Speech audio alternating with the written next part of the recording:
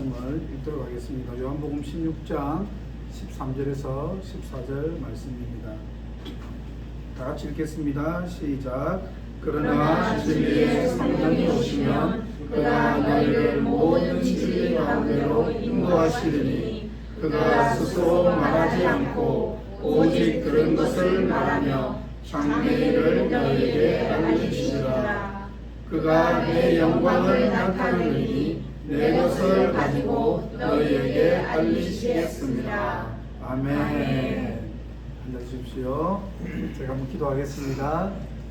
하나님 아버지, 저희들을 한자리에 불러 모아주시고 예배할 수 있는 이 은혜를 주신 것을 감사합니다. 아멘. 주님, 이 시간 성령 하나님 역사하여 주시고 아멘. 우리가 하나님의 말씀을 듣고 깨닫는 놀라운 은혜가 있게 하여 주시옵소서. 아멘. 특별히 우리 어린 자녀들을 기억하여 주시고 하나님의 말씀을 듣고 깨달아지는 은혜가 있을 수 있도록 주님 축복하여 주시옵소서.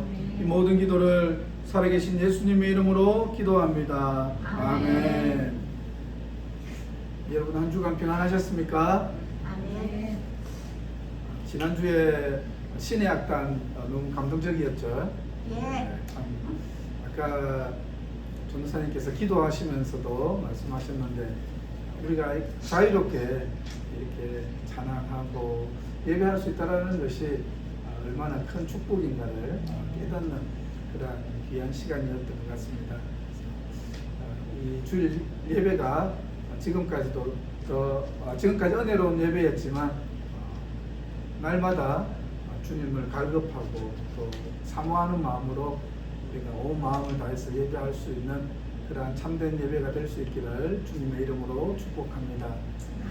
오늘 우리 성도님들과 함께 나눌 말씀은 진리의 성령이라는 제목으로 말씀을 나누기를 원합니다. 우리가 일반적으로 성령 하면 어떻습니까? 성령 하면 바람이나 불이나 구름 같은 그런 현상들을 많이 생각하지요. 또 아니면 우리가 성령을 생각하면 어떻습니까? 방언이나 또 치유나 예언과 같은 이런 기적과 같은 은사들을 많이 생각합니다. 하지만 이것은 성령의 본질이 아닙니다. 방언과 치유 같은 이런 기적의 은사들은요, 나타날 수도 있고 나타나지 않을 수도 있습니다. 분명 우리가 방언이나 이러한 치유의 그런 은사들을 받았을 때 유익함이 있습니다. 그러나 어떤 분은 너무 많은 것을 방언의 은사에 이렇게 부여하는 경우가 있습니다. 그래서 어떤 경우에는 방언을 하지 못하면 예수님을 믿지 않는 것이고 또 성령을 받지 않았다라고 그렇게까지 주장을 하는 분도 있습니다. 그러나 여러분, 방언을 받지 않았다고 성령을 받지 않은 것은 아닙니다. 그래서 왜냐하면 방언은 말 그대로 은사의 하나입니다. 하나님이 주신 선물 중에 하나이죠. 그렇기 때문에 너무 많은 의미를 거기에 부여할 필요는 없는 것 같습니다. 여러분들이 성경을 보시게 되면 성경에는 방언이나 치유나 예언과 같은 기적의 은사들도 있지만 실제로는 구제나 위로와 긍휼, 가르침, 다스림, 섬김 등의 이런 다양한 은사들이 많이 있습니다. 그래서 여러분들이 은사에 대한 그런 균형 잡힌 그러한 좀 시각들을 가지고 있었으면 좋겠습니다. 그러면 여러분, 성령의 본질은 무엇일까요? 오늘 말씀은 성령의 본질적인 사역에 대해서 말씀하고 있습니다. 오늘 성경에서는 뭐라고 말씀하십니까? 진리의 성령이 오시면 너희를 모든 진리 가운데로 인도하시리라. 예수님은요, 성령을 진리의 성령이라고 말씀하십니다. 우리가 지금까지 성령에 대해서 살펴보고 있는데요, 요한복음에 예수님께서 성령을 말씀하실 때 아주 흥미로운 부분이 있습니다. 예수님은 성령을 보혜사 성령이라고 말씀하십니다. 그러면서 동시에 뭐라고 말씀하시냐면요, 진리의 성령이라고 동일하게 말씀을 하세요. 한번 보실까요? 요한복음 14장 16절에서 17절을 보게 되면요, 이렇게 말씀합니다. 내가 아버지께 구하겠으니 그가 또 다른 보혜사를 너에게 주사 영원토록 너희와 함께 있게 하리니 그는 또 어떤 영이다? 진리의 영이다. 그리고 요한복음 14장 26절에서도 이렇게 말씀합니다. 보혜사 곧 아버지께서 내 이름으로 보내실 성령, 그가 너희에게 모든 것을 가르치고 내가 너희에게 말한 모든 것을 생각나게 하리라. 진리의 성령에 대해서 말씀하고 있죠. 요한복음 15장 26절을 볼까요? 내가 아버지께로부터 너희에게 보낼 보혜사 곧 아버지께로부터 나오시는 진리의 성령이 오실 때에, 여러분 오늘 본문의 요한복음 16장도 어떻습니까? 요한복음 16장 7절을 보게 되면요, 보혜사 성령을 보내신다라고 말씀하셨죠. 그리고 오늘 뭐라고 말씀하십니까? 진리의 성령이 너희를 진리 가운데로 인도하시리라. 여러분 놀랍지 않습니까? 보혜사 성령과 진리의 성령이 함께 4번에 걸쳐서 등장하고 있습니다. 여러분 이것은 무엇을 의미할까요? 보혜사 성령은 우리를 돕고 우리를 카운슬링하고 우리를 인도하시기 위해서 이 땅에 오셨습니다. 그런데 어떻게 무엇을 통해서 우리를 돕고 우리를 카운슬링 한다는 것입니까? 진리 가운데로 인도하신다는 것이죠. 그러니까 보혜사 성령의 핵심적인 사역은 바로 우리를 진리 가운데로 인도한다는 것입니다. 오늘 예수님은 성령님의 본질적인 사역, 보혜사 성령의 그 사역이 바로 진리로 인도하는 사역임을 말씀하고 있는 것입니다. 여러분, 저는 여러분들이 이것을 놓치지 않았으면 좋겠습니다. 그러면 여러분 진리란 무엇입니까?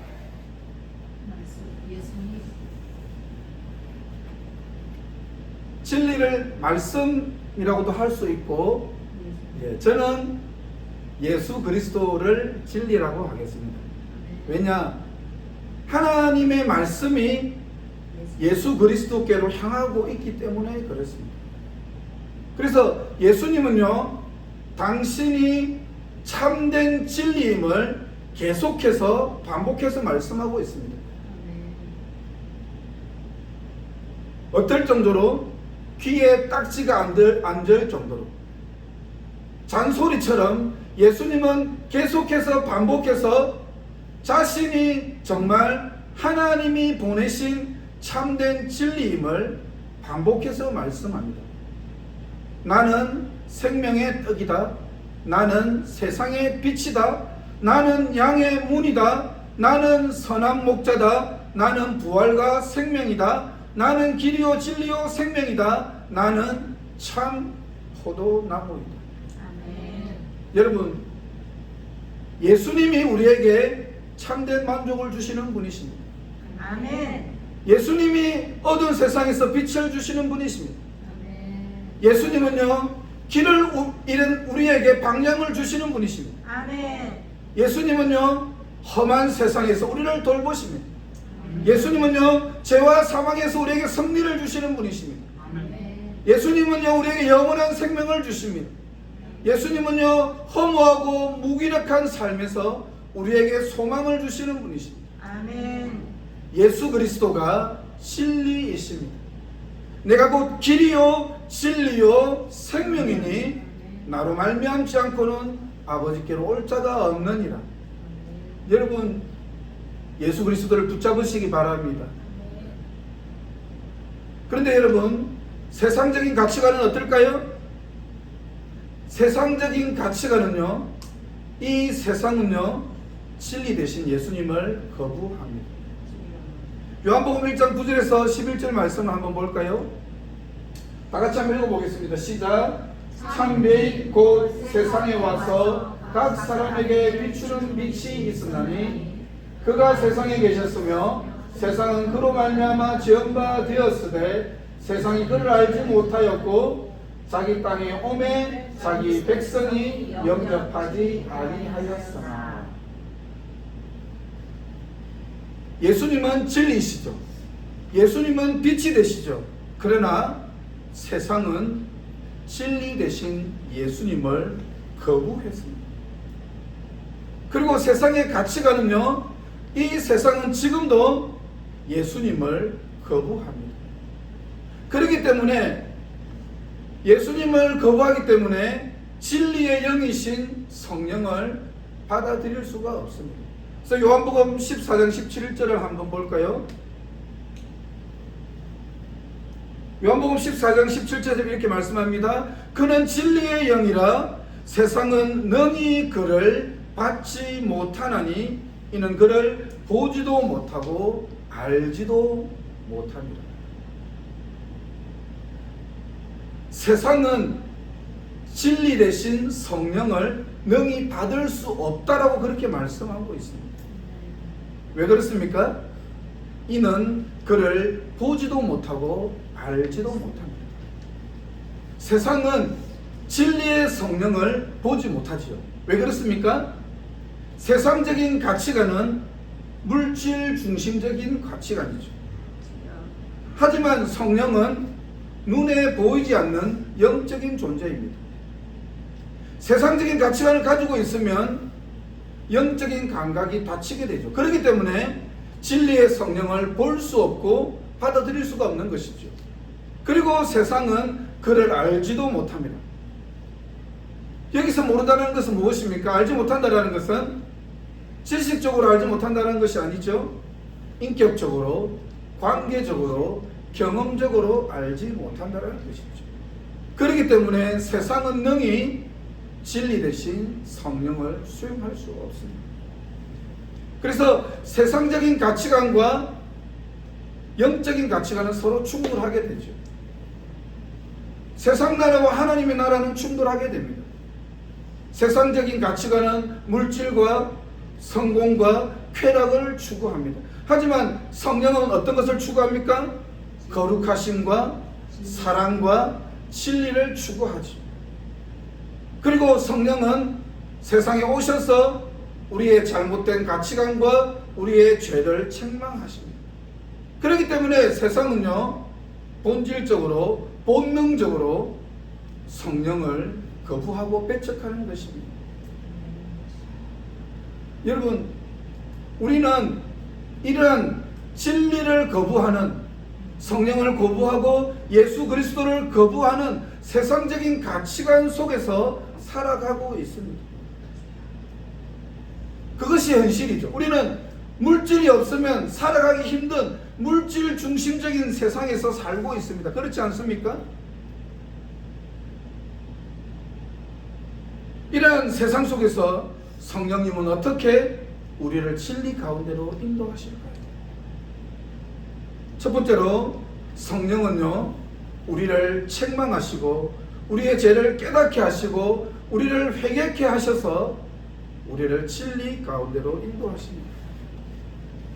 우리가 지난주에 들었습니다. 성령님은 오셔서 그가 와서 죄에 대하여, 의에 대하여, 심판에 대하여 세상을 책망하십니다. 성령님은요, 우리 가운데 찾아오셔서 우리의 잘못된 가치관과 잘못된 생각과 우리 안에 있는 죄악을 책망하십니다. 주님이 오셔서 우리에게 책망하시게 되면 우리는 양심의 가책을 받고 주님 앞에 회개하게 되는 것이죠. 그리고 진리 가운데로 가게 되는 것입니다. 그러나 여러분, 성령이 오셔서 우리를 책망하시고 우리의 양심의 가책을 일으키지만 어떤 사람은요, 이것을 거부합니다. 오순절날 베드로가 설교를 했을 때 사람들은 양심의 가책을 받았습니다. 내가 어찌할꼬 하면서 그들은 회개하고 예수님께로 돌아왔지요. 그러나 여러분, 스데반이 사람들에게 설교했을 때 어땠습니까? 사람들은 양심의 가책을 받았습니다. 베드로가 설교할 때와 마찬가지로 사람들은 마음의 찔림을 받았습니다.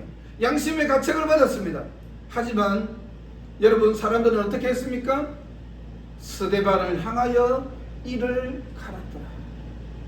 그들은 귀를 막고 소리를 지르면서 스데반에게 달려들었습니다. 그리고 돌을 던져서 스데반을 쳐서 죽였습니다. 저는 여러분들이 성령의 책망을 거부하지 않기를 바랍니다. 여러분, 성령이 우리를 책망하실 때 거부하지 마시기를 바랍니다. 성령이 우리 가운데 들어오셔서 우리에게 말씀하시고 우리를 책망하실 때 마음문을 활짝 열고 주님께 회개하는 역사가 일어나기를 주님의 이름으로 축복합니다. 아멘. 두 번째로 성령님은 어떻게 우리를 인도하실까요? 말씀을 통해서 우리를 진리 가운데로 인도하십니다. 성령님은요, 계시의 영이십니다. 그런데 성령님은 계시하실 때 중요한 것이 있습니다. 성령님은요, 절대로 자기 마음대로 말하시는 분이 아니십니다. 성령님은 예수님의 말씀을 생각나게 하고 깨닫게 하시는 분이십니다. 그래서 요한복음 오늘 본문의 16장 13절 14절에 이렇게 말씀하십니다. 그가 너희를 모든 진리 가운데로 인도하시리니 그가 스스로 말하지 않고 오직 들은 것을 말하며. 15절에서 뭐라고 말씀합니까? 그가 내 영광을 나타내리니 내 것을 가지고 너희에게 알리시겠습니다. 그리고 요한복음 14장 26절에 이렇게 말씀하십니다. 그가 너희에게 모든 것을 가르치고 내가 너희에게 말한 모든 것을 생각나게 하리라. 성령님이 오셔서 우리 가운데 예수님의 그 말씀을 말씀하시게 될 때, 계시하시게 될 때 우리는 진리의 말씀을 깨닫게 됩니다. 여러분, 이것은 놀라운 사실이죠. 성령님이 우리 가운데 오셔서 그 말씀을 말씀하게 될 때, 계시하게 될 때 우리는 진리를 깨닫게 됩니다. 제가 여러분들에게 설교를 하지만 성령님께서 나의 말씀을 통해서 여러분들의 그 마음속에 깨닫게 하실 때 하나님의 그 진리가 깨닫게 된다는 것이죠. 아멘. 사도 바울은요, 다메섹으로 가던 중에 주님을 만났습니다. 여러분 잘 아는 것처럼 바울은 율법에 통달한 사람입니다. 율법의 최고의 권위자 밑에서 율법을 배운 사람이 바로 사도 바울입니다. 거의 구약 성경을 거의 외우다시피 했을 정도로 율법과 말씀에 통달한 사람이라고 할 수 있습니다. 그러나 여러분, 사도 바울이 다메섹에서 예수님을 만나기 전까지, 성령이 역사하기 전까지는 예수님을 몰랐습니다. 구약에서 얼마나 많은 말씀이 예수님의 오심을 예언하고 있습니까?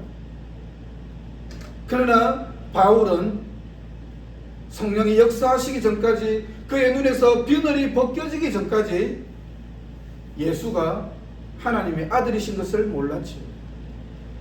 그러나 여러분, 사도 바울이 어떻습니까? 다메섹에서 그 주님을 만나고 성령이 그의 눈을 열어주실 때, 성령이 주님이 찾아오셔서 그의 눈 속에 있는 그 비늘을 벗겨주셨을 때 예수가 그리스도시요 바로 하나님이 보내신 그 메시아인 것을 깨닫게 되었던 것입니다.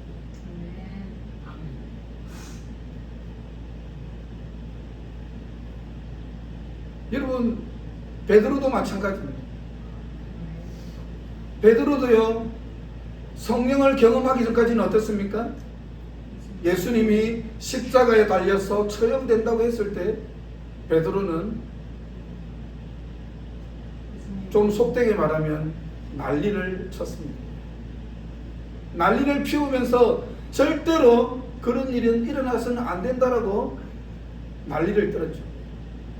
그러나 여러분, 베드로가 오순절 성령을 경험하고 어떻게 예수님을 설교하게 됩니까? 우리 말씀을 한번 볼까요? 사도행전 2장 23절 한번 볼까요? 다 같이 한번 읽어보겠습니다. 시작. 그가 하나님께서 정하신 뜻과 미리 아신 대로 내준 바 되었거늘 너희가 법 없는 자들의 손을 빌려 죽였으나. 베드로는 예수님의 그 십자가 죽음을 뭐라고 설명합니까? 하나님께서 정하신 뜻과 미리 아신 대로 내어준 바 되었거든. 베드로는요, 성령을 경험하기 전까지, 오순절에 성령 충만을 받기 전까지는 절대로 십자가 처형을 받아서는 안 된다라고 말씀했습니다. 왜 그렇습니까? 여러분, 십자가는요, 가장 저주스러운 처형 방식입니다. 너무나도 수치스럽고 저주스러운 방식이기 때문에 로마 사람들도요, 아주 악질범들한테만 했던 방식이 바로 십자가 처형입니다. 신명기에서도 십자가 처형은요, 아주 저주스러운 방식이라고, 하나님 앞에 저주를 받은 것이라고 설명하고 있습니다. 그렇기 때문에 예수님께서 십자가 처형을 당한다는 것은 베드로로서는 도저히 이해할 수 없었던 것이죠. 그러나 여러분, 십자가는 무엇입니까? 바로 우리를 구원하시기 위한 하나님의 놀라운 방식인 거죠. 그래서 베드로는 36절에서 이렇게 말씀합니다. 그런즉 이스라엘 온 집은 확실히 알지니 너희가 십자가에 못 박은 이 예수를 하나님이 주와 그리스도가 되게 하셨습니다. 아멘. 베드로는 3년간 예수님과 동행했습니다. 예수님과 함께 다녔습니다. 어쩌면 베드로는 예수님이 인간으로서 그 예수님의 모습을 잘 이해했겠지요. 그러나 십자가에서 죽으시고 부활하셔서 하나님의 아들이 되신다는 그 사실은 성령을 통해서 깨닫게 됩니다. 여러분, 어쩌면 우리는 예수님께서 십자가에 달려 돌아가시고 그리고 부활하셔서 성천하심으로 그가 우리의 주가 되시고 모든 만물을 통치하시는 하나님이 되신다는 사실을 우리는 잘 알고 있습니다. 어쩌면 우리는 너무나도 당연하게 우리가 그것을 받아들일 수 있습니다. 그러나 여러분, 예수님이 그리스도가 되시고 예수님이 하나님이 되시고 예수님이 주가 되시고 그리스도가 되신다는 사실을 깨닫는 것은요, 이것은 너무나도 놀라운 축복입니다. 여러분, 이러한 놀라운 축복이 날마다 하나님의 말씀을 읽는 가운데 일어나기를 주님의 이름으로 축원합니다. 아멘. 마지막으로 성령은 어떻게 우리를 진리 가운데로 인도하실까요? 공동체와 사람들을 통해서 진리 가운데로 인도하십니다. 여러분, 성령님은 우리가 말씀을 읽고 또 말씀을 들을 때 직접적으로 우리에게 깨우쳐 주시기도 하시고 또 우리를 예수님을 만나게 하시죠. 그러나 여러분들, 아주 자주 그리고 아주 종종 어떻습니까? 성령님은요, 사람을 통해서 역사하십니다. 그렇지 않습니까? 예. 우리가 주일 예배에 나와서 말씀을 들을 때 어떻습니까? 설교자의 입술을 통해서, 설교자를 통해서 나오는 그 말씀을 듣고 여러분들이 깨닫게 되죠. 그리고 이 주일의 말씀을 통해서 우리가 한 주간 어떻게 살아가야 할 힘을 얻게 됩니다. 아멘. 저 개인적으로도 그런 것 같아요. 하나님의 말씀을 개인적으로 읽을 때 은혜를 받는 경우도 있지만, 많이 있지만, 그러나 수련회라든지 또 그 목사님들의 메시지를 통해서 새롭게 놀라운 것을 깨닫고 경험하게 되는 경우가 많죠. 그리고 또 우리가 어떻습니까? 속으로 말씀을 나눌 때, 묵상한 것을 나눌 때 우리가 서로 은혜를 받고 또 도전을 받게 되죠. 우리가 혼자 말씀을 묵상할 때는 어떤 때는 깨닫지 못한 것도 있는데, 우리가 같이 말씀을 나누면 어떻습니까? 깨닫지 못했던 것을 그 옆에 있는 지체들을 통해서 말씀을 듣게 되죠. 그리고 우리가 소그룹으로 순별로 말씀을 나눌 때도 어떻습니까? 우리가 실은 좀 서로를 보완해 줄 수 있는 것이 있습니다. 왜냐하면 우리가 말씀을 이해하고 깨닫는 부분에 있어서 좀 잘못된 부분으로 우리가 갈 수도 있거든요. 그런데 같이 우리가 말씀을 나누게 되면 어떻습니까? 서로를 좀 보완해 줄 수 있죠. 그리고 잘못 이해하는 것을 좀 올바른 방향으로 그렇게 해줄 수도 있습니다. 여러분들, 사도행전에 보면요, 에디오피아 내시 이야기가 나옵니다. 에디오피아 내시가 이사야 말씀을 읽고 있었습니다. 아마도 이사야 53장 말씀을 읽었던 것 같아요. 그 말씀을 읽는데 도살장으로 끌려가는 어린 양의 이야기가 나옵니다. 그런데 에디오피아 내시는 도살장으로 끌려가는 그 어린 양을 이해할 수가 없었습니다. 그때 성령께서 어떻게 하십니까? 빌립을 에디오피아 내시에게 보내죠. 그리고 빌립과 에디오피아 내시가 만나게 됩니다. 그리고 빌립이 내시에게 가서 에디오피아 내시에게 묻죠. 당신이 읽고 있는 그 말씀을 이해하십니까? 그러자 뭐라고 말씀합니까? 대답하되 지도해 주는 사람이 없으니 어찌 깨달을 수 있느냐 하고 빌립을 청하여 수레에 올라 같이 앉으라. 빌립이 에디오피아 내시가 깨닫지 못하는 그 말씀을 깨닫게 해주죠. 도살장에 끌려가는 그 어린 양이 바로 우리를 위해 십자가에 달려 돌아가시는 예수 그리스도라는 것을 가르쳐 주게 됩니다. 저는 말씀을 준비하면서 그런 생각이 들었습니다. 빌립이 말씀을 잘 이해하고 깨닫지 못하는 에디오피아 내시를 가르치고 깨닫게 해주었던 것처럼 우리 하늘샘교회 성도님들도 말씀을 가르치고 그리고 깨닫지 못하는 그 사람들을 영적으로 인도할 수 있는 그러한 영적인 인도자가 되었으면 좋겠다는 그런 마음이 들었습니다. 그래서 여러분들 여러 가지 또 일들이 있으시겠지만 부지런히 말씀을 읽고 말씀을 묵상하고 말씀을 공부하셨으면 좋겠습니다. 그래서 이제 우리 교회의 초신자들, 새로운 가족들이 올 수 있지 않습니까? 그럴 때 에디오피아 내시처럼 말씀을 이해하지 못하는 사람이 왔을 때 여러분들이 가셔서 이 말씀은 이러한 말씀입니다. 여러분들이 가르쳐 주시고 깨닫게 해주실 수 있기를 주님의 이름으로 축복합니다. 아멘. 마무리하도록 하겠습니다.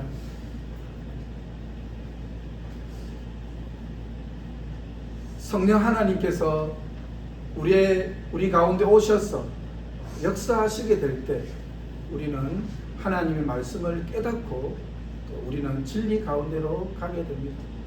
날마다 여러분들이 말씀을 읽고 또 말씀을 들을 때 성령이 역사하셔서 여러분들이 깨닫지 못하고 이해하지 못했던 것을 깨닫고 진리로 인도함 받는 우리 모든 하늘샘교회 성도님들이 될 수 있기를 주님의 이름으로 축복합니다. 아멘. 우리 다 같이 찬양하겠습니다. 허무한 시절 지날 때.